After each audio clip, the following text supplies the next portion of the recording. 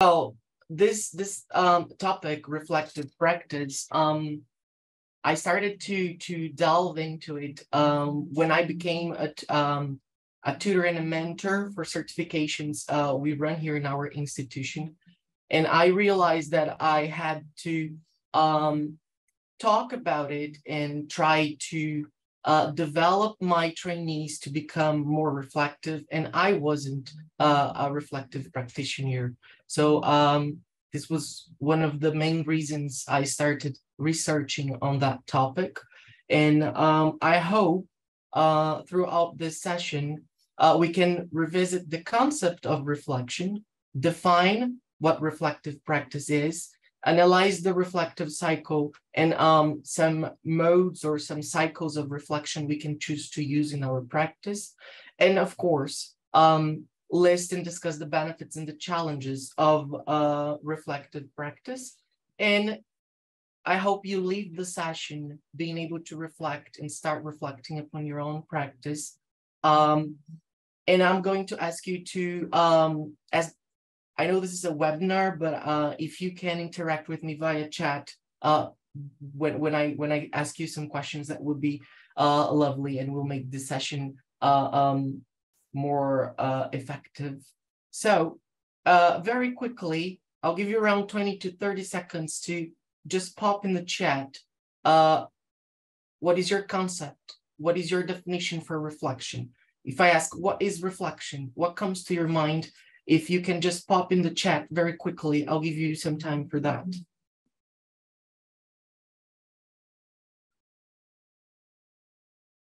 Yeah, thank you, Luke. So choose the share with everyone so that it doesn't come just directly to us.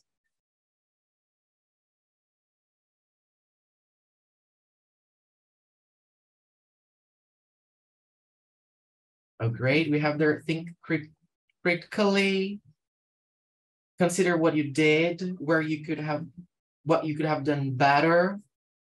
Good. And then you can keep on typing if you want, okay? I'll just go. The very first thing I brought is a dictionary definition. Serious thought and serious and careful thought.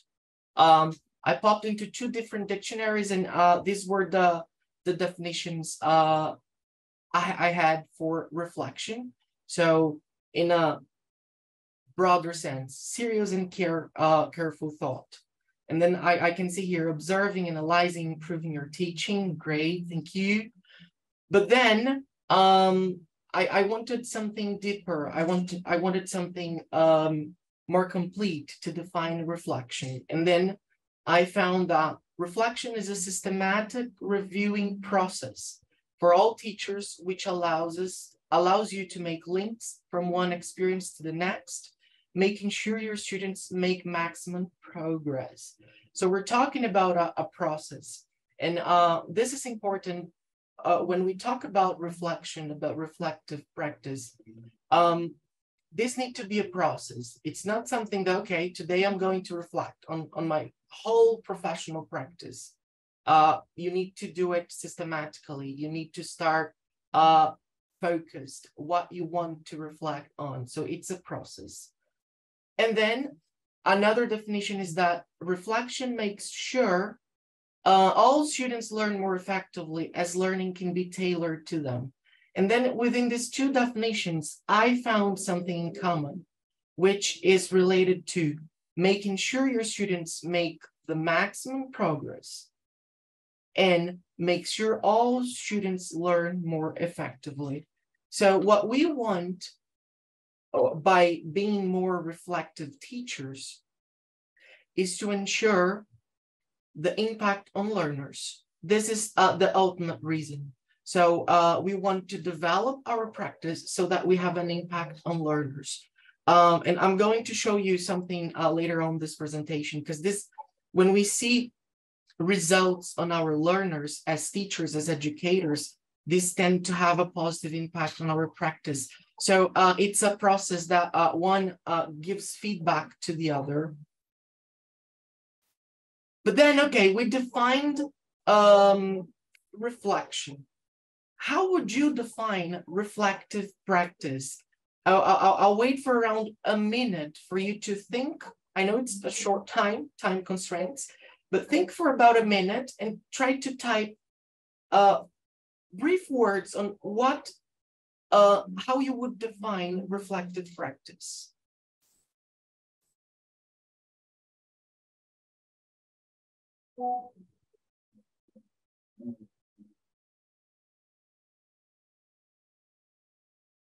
You're in a process to reflect. Yes, remember, it's a process. It's not something you do today and it's over. It has an impact on your future practice. How else could we define reflective practice?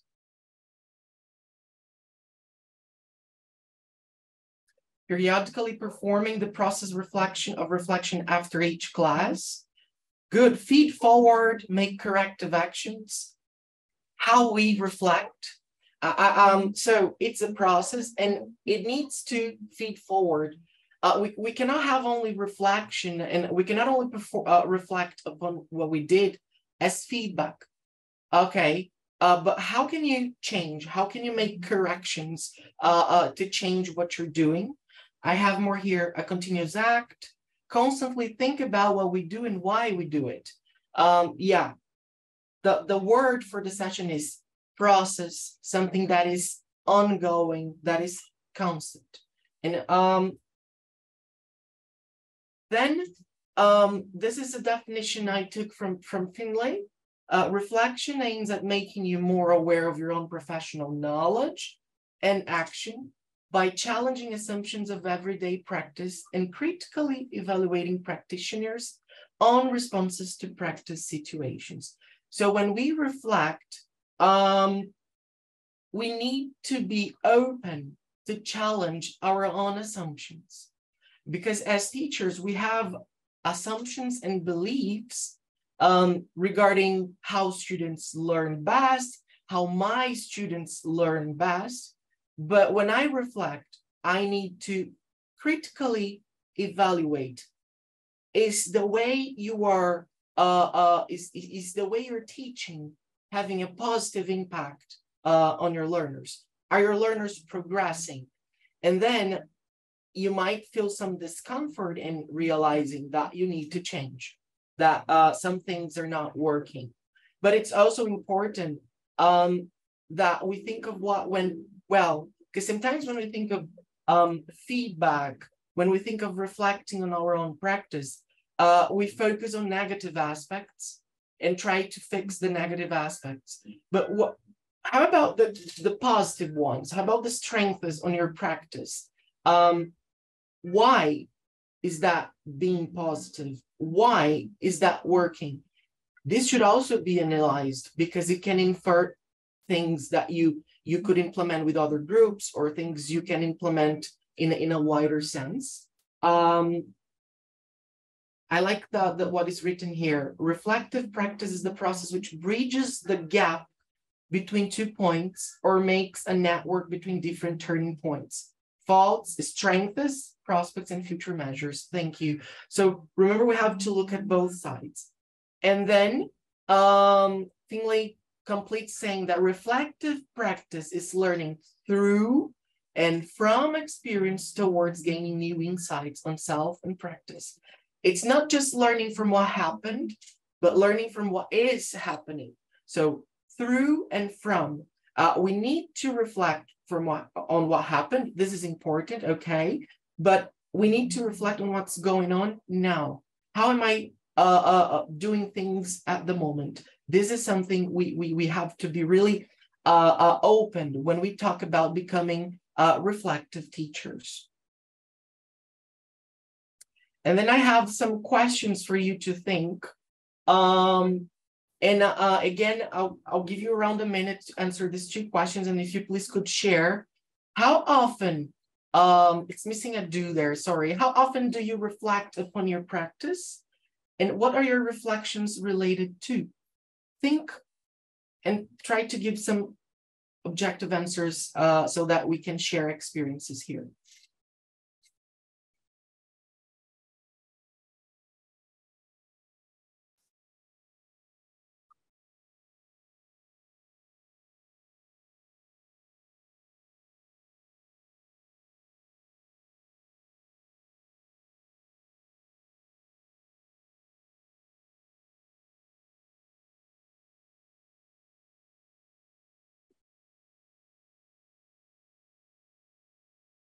Not every day, somewhat each time I plan my lessons, after impactful, either positive or negative, on a daily basis after a single lesson, almost every class, daily. And what aspects do you generally consider when you reflect? I saw here positive, negative. Is there something specific?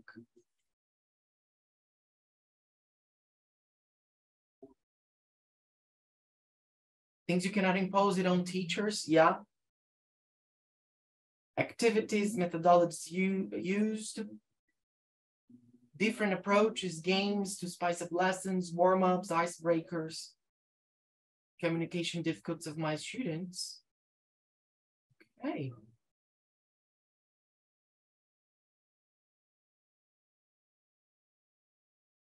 Now, what are the benefits of reflective practice? Can you quickly think of benefits you have had by being a reflective teacher? Improvement. New solutions and efficiencies.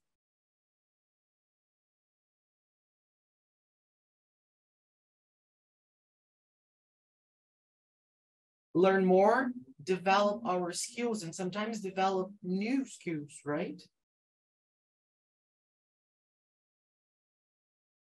Improve teaching.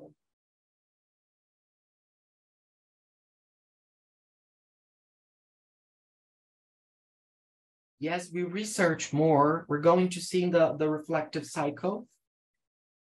Okay. You can keep on. Reflection has to do with both me and students. Yes. Thank you. So one aspect I found is that reflective practice helps create confident teachers. Because you're constantly looking back or looking at the moment you're planning, you're teaching, you're researching, as you mentioned here in the chat, you're developing new skills. So you feel more confident as a teacher because you feel more prepared. You feel that you have what it needs to be in the classroom. It also makes sure you're responsible for yourself and your students. Because let's go back to the beginning of the session a while ago. In both definitions of reflection focused on education, we had the students. We had that it needs to bring impact to students, to learners. So when you are reflecting on what went well, what you could change, how you could help learners overcome difficulties, you're thinking of your students. So you're responsible for yourself, for your own professional development, but also for your students, for the progress and development of your learners. It encourages innovation. And when when the word innovation here in its wider sense, it's not just talking about innovation in technology, but innovation in methods and approaches, because sometimes we are in a routine and we're planning and we're teaching using the same strategies, the same types of tasks, because we're comfortable with that. We're comfortable with that, and because sometimes due to time constraints, it's easier for us because it's something we're used to doing. But when we start reflecting, innovation comes in terms, you find new approaches, new ways of delivering a lesson. You can insert a different task and you see that it has a positive impact. So this is how it encourages innovation.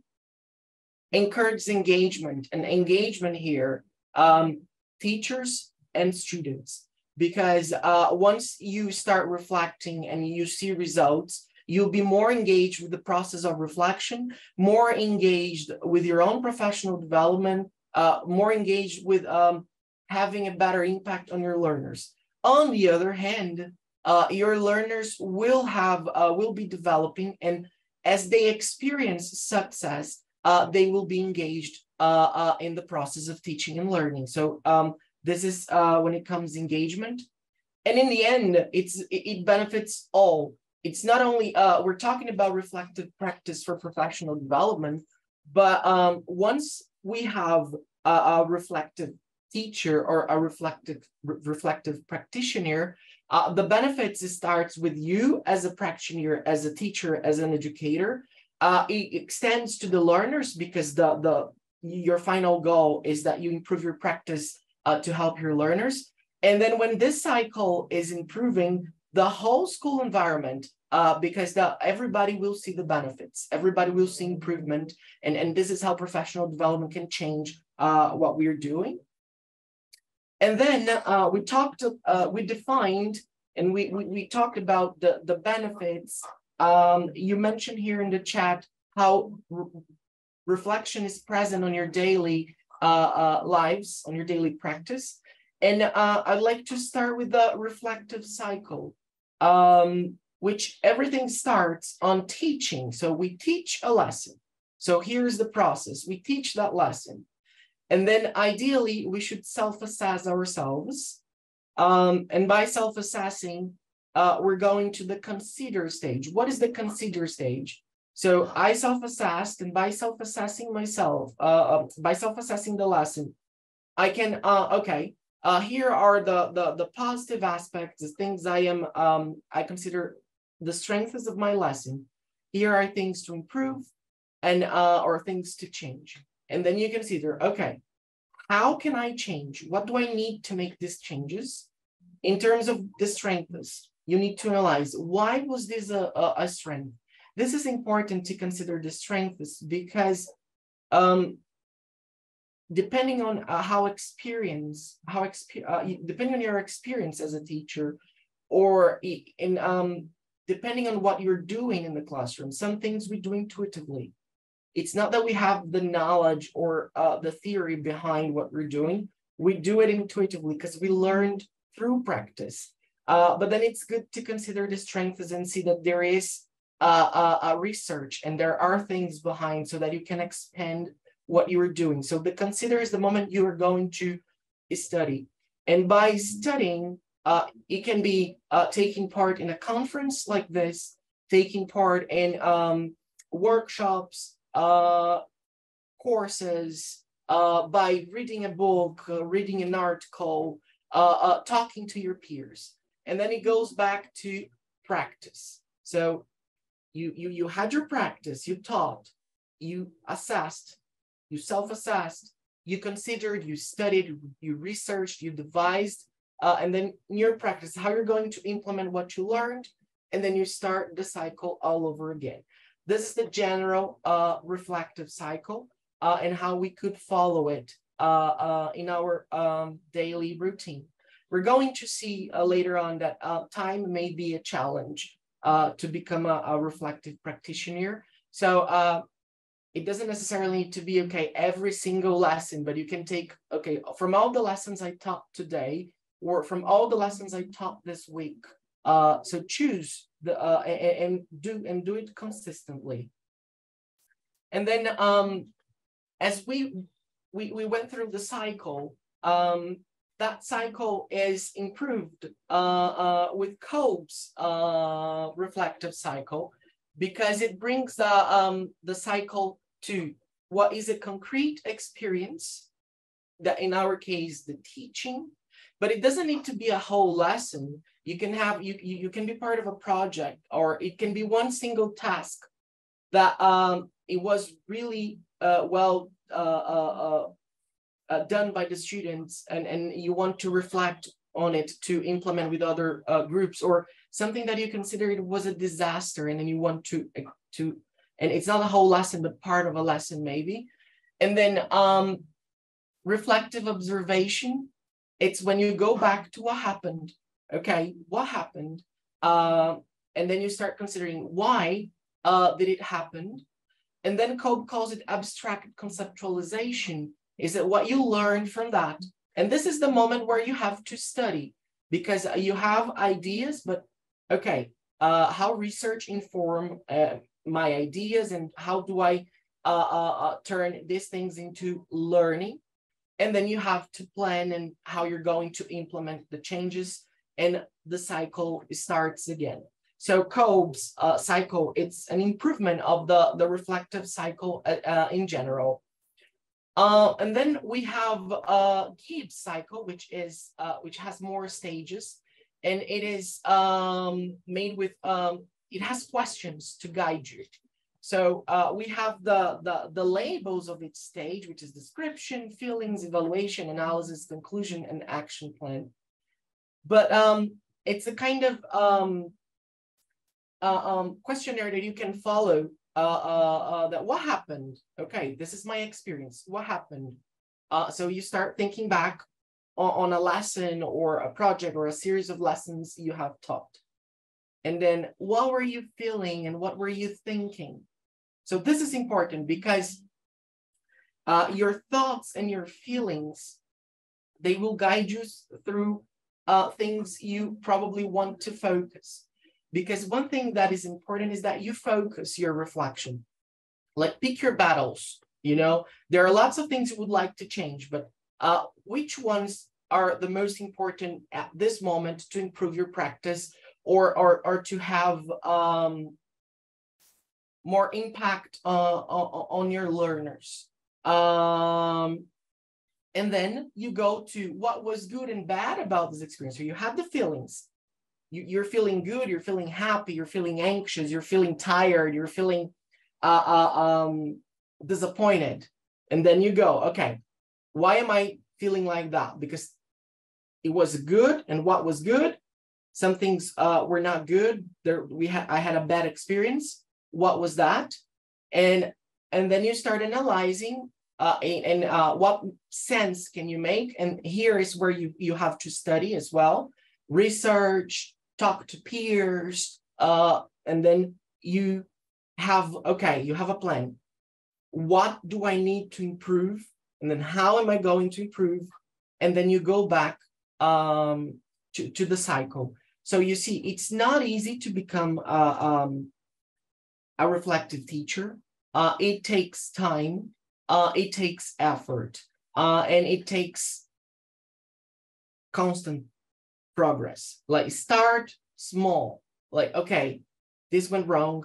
What happened? You don't need to choose one. You don't need to choose one single cycle. You can go back and see, okay, I'm going to be just with the reflective cycle. Oops, I'm going forward. I'm just going to use the reflective cycle because it's easier for me at the moment.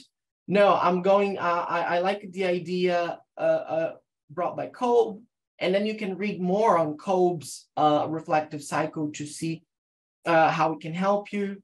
Gibbs, and then we have, this one is more recent from Roth et al.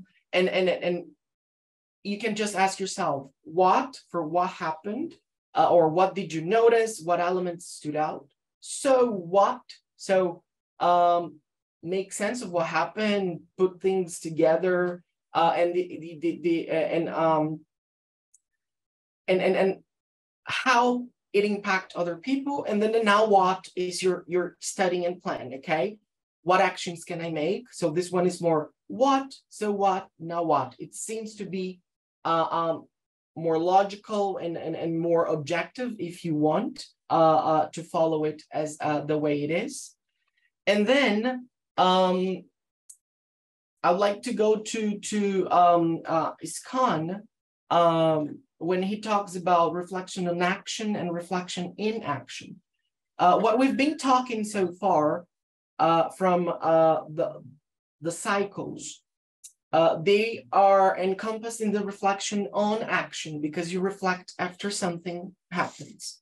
So you reconsider the situation, you think about what needs to be changed, and you choose one of the cycles to have a kind of procedural element to follow. However, as we become more experienced and as we become more used to reflecting, we should shift to reflection in action. But this takes time and it takes a lot of experience and knowledge because it's reflecting while something is happening.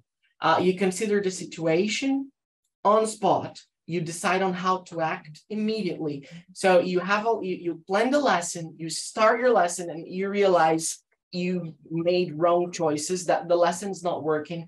The students are either not engaging with the lesson, or they're not coping because your lesson is too challenging, or the opposite, the lesson is too easy. You underestimate your students, and then you have to make changes on spot. And in order to make changes on spot, you need your repertoire of methods, approaches, tasks. So that's the reason this would be the next step, because you need to have knowledge. You need to have developed skills so that you can become a reflective in-action teacher. Because sometimes we just panic. Okay, what am I going to do now? Or sometimes, no, I have a plan to follow. I will follow the plan. But what small decisions can you make on spot that you can fix? You can change the course of what's going on. So this is something important when we talk about reflection in action. And then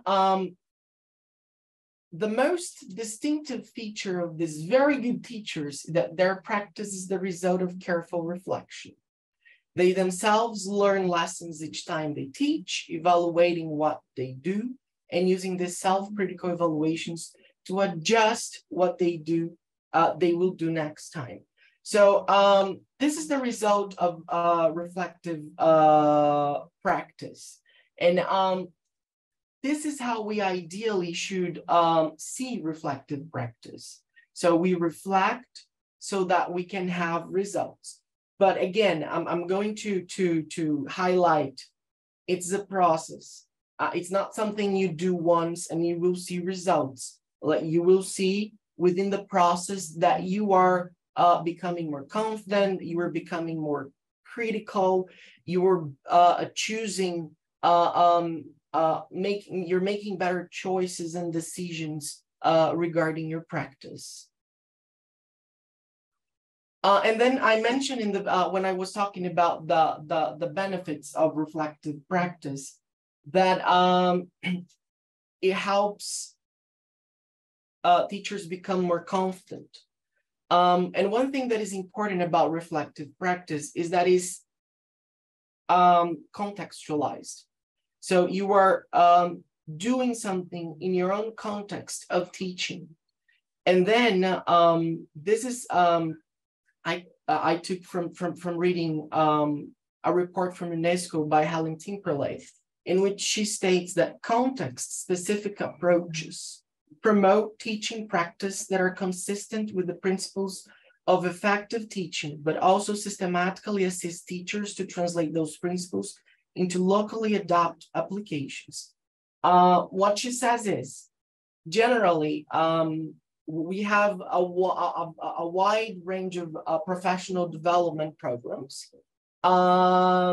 And she states that the ones that can be translated into the context of the teacher are those who are implemented in the context of the teacher. They are more effective. And then reflective practice fits the context-specific approach, because you are reflecting upon your own students. You're not making assumptions, general assumptions. What you're doing is related to your own practice, the lessons you have to plan, deliver, the results you're seeing with your own students. So this has a direct impact. And then think for around 1 minute. How can you become a more reflective practitioner? What could be something you could add today, start today or Monday, trying to do consistently to become a more reflective practitioner? You have around a minute to give me ideas in the chat, please.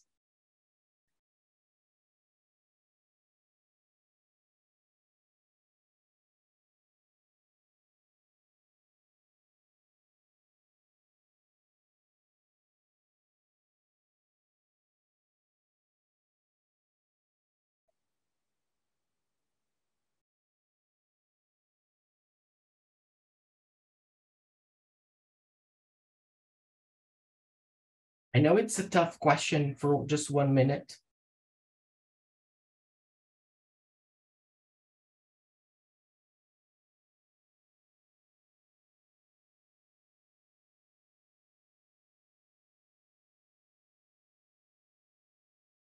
Create a process for your own reflection and not simply have it be an afterthought. Okay? Nice. Take some notes after each lesson and make sure you will take into consideration planning your next lesson. Actually schedule time for reflection and standardize how you do this. And ask for peer feedback to help you consider more points view upon reflection. Well, I think some of you actually read my slides, huh? Just as mindfulness practice, because I put here, we could implement self-questioning. And then you can have, for example, if you have any observation report from your institution, or if you've already taken any international certification, such as the CERTISO or CELTA, if you have, you can pick some things from the observation and start asking yourself, for example, am I planning my the learning outcomes effectively? Are students reaching learning outcomes? What evidence do we have of them reaching learning outcomes? How am I coping with managing my students? And then here I wrote journals. This is an improvement for me. This is something that I'm trying to improve. I'm trying to take more notes of my practice, of things I liked, things I didn't like, and try to reason and try to implement. But journals are very helpful. Experimenting with new ideas. So remember, try to bring some novice, some change in the way you plan your lessons, in the way you design your tasks, in the way you deliver the lessons.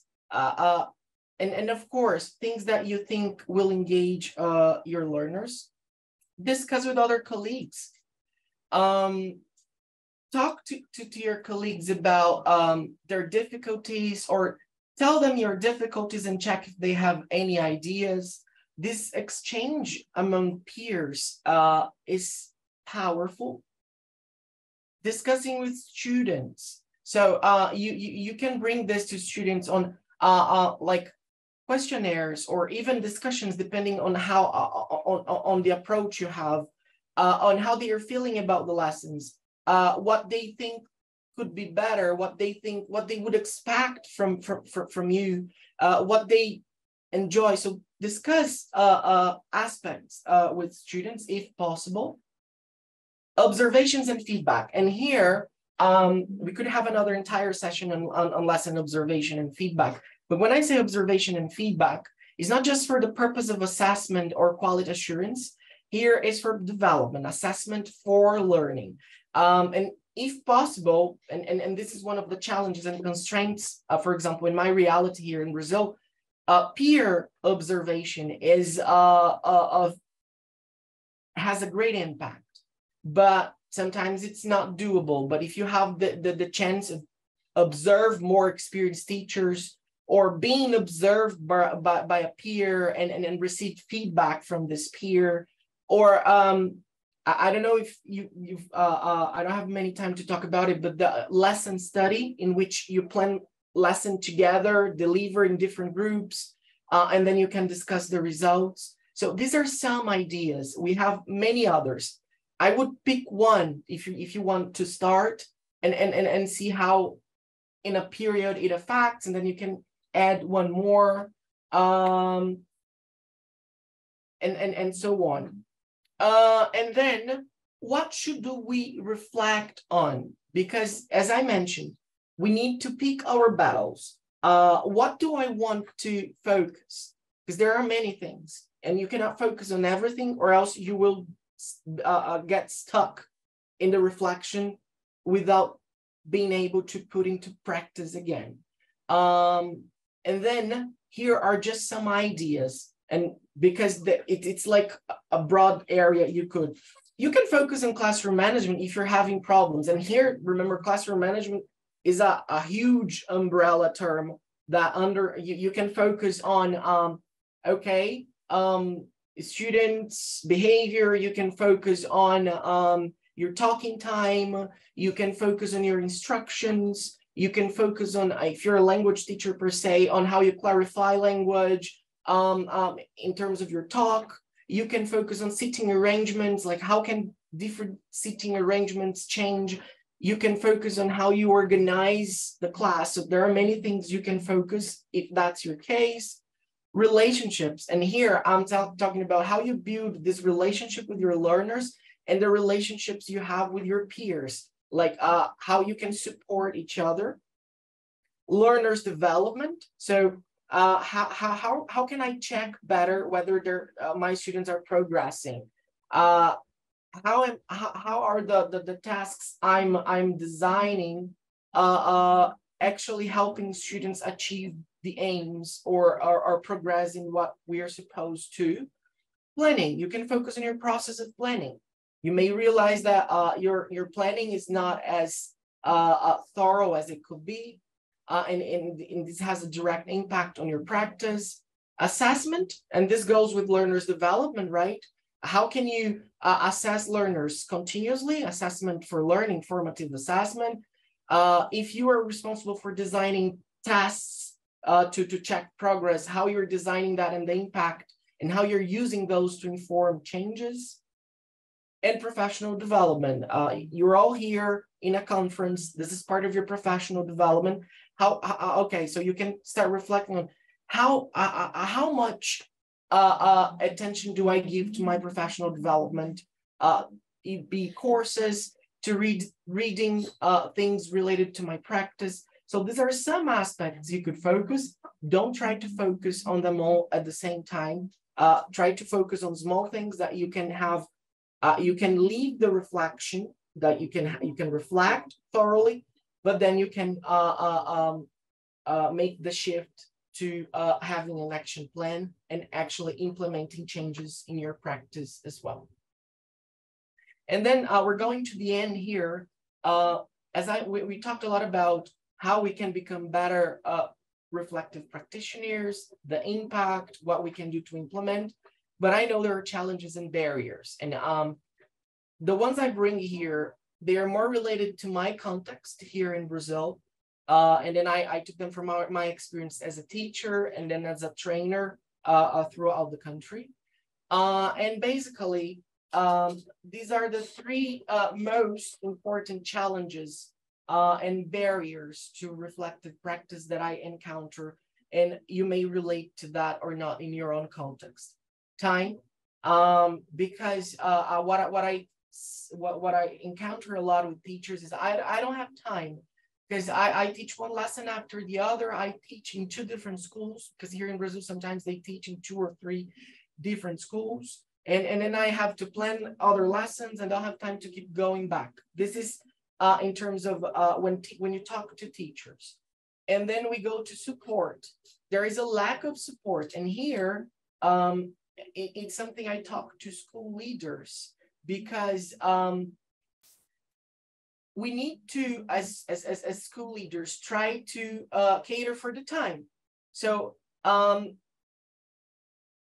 do the teachers in our institution have time to stop and think about their plannings, about what they're doing, about changes they need to make? And also the support for them to actually have time to study, to develop professionally. So this is related to the whole environment, the support they have from the system. And confidence, confidence was something, it's interesting, because here I'm not talking about you becoming confident. I'm talking about we as educators. We are sometimes we have years of teaching. We feel that we are experienced. We're very confident with our practice, and then we end up falling in a routine and not reflecting and not making changes. And this is a dangerous place to be at, because then you're not reflecting, you're not thinking of your students anymore, you're just doing things the way you feel confident and the way you believe work. And then this goes on your assumptions and beliefs. And then I mentioned this before, teachers who are engaged in cycles of effective professional learning takes greater responsibility for the learning of all students. This is also from this report from Timperley for UNESCO, in which you're constantly pursuing your development, and this pursuing of development, you feel there is a direct impact on your practice because we like to experience success, and then this creates a successful cycle, because you feel you see the results, and then you want more, you want to develop more because you're seeing results on your practice. And then this is how you can contact me, and then we can open to questions. Thank you very much.